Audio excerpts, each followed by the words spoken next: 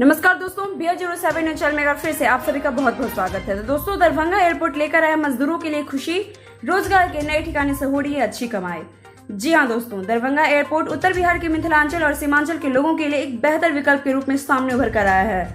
Darbhanga airport बनने के बाद से प्रदेश और बिहार की दूरी काफी कम हो गई है। वहीं बड़ी संख्या में लोग महज घंटों में हवाई यात्रा कर अपने घर को पहुंच रहे हैं। लेकिन अब यह दरभंगा एयरपोर्ट उच्च वर्ग के साथ साथ निम्न वर्ग के लोगों के लिए भी वरदान साबित होते हुए दिख रहा है।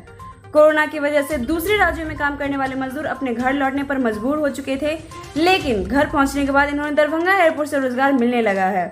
यहाँ उगना कैब में बाहर से आए कई लोग काम करने लगे हैं और इससे उनकी अच्छी कमाई चल रही है और आमदनी भी अच्छी खासी हो रही है। इधर बाहर से लौटे प्रवासी श्रमिक का कहना है, पिछले साल कोरोना काल में हम लोगों के पास कोई काम नहीं था, लेकिन इस बार दरभंगा एयरपोर्ट चालू होने से उगना कैब के जरिए हम लोगों को काम मिला है। वहीं उनका कहना है कि यहाँ से एक स्पाइसजेट कंपनी की ही उड़ान चल रही थी, लेकिन अब इंडिगो की भी उड़ान सेवा शुरू हो चुकी है। इससे हवाई किराया कम होगा और इससे यात्रियों की भी संख्या बढ़ेगी। उन्होंने कहा है कि अब दिल्ली मुंबई जाने की जरूरत नहीं पड़ेगी। वहीं अन्य चालकों ने कहा है कि यहाँ मिले रोजगार से हम सब बहुत खुशी हैं और महानगर की अपेक्षा यहाँ आधी भी कमाई होती है तो हम इससे खुश हैं। महज घर का जो गुजारा है वो जरूर पूरा हो जाता है।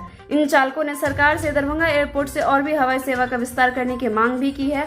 तो दोस्तों, ये थी आज की अपडेट न्यूज और इसी के साथ हम लेंगे आपसे विदा। आपको मेरा वीडियो कैसा लगा कमेंट करके जरूर बताएं। साथ ही लाइक से सब्सक्राइब जरूर करें, प्रेस करें बेल आइकन ताकि हमारा अपडेट सबसे पहले पहुंचे आपके पास। तब तक के लिए घर पे रहें, स्वस्थ रहें, सुरक्षित रहें।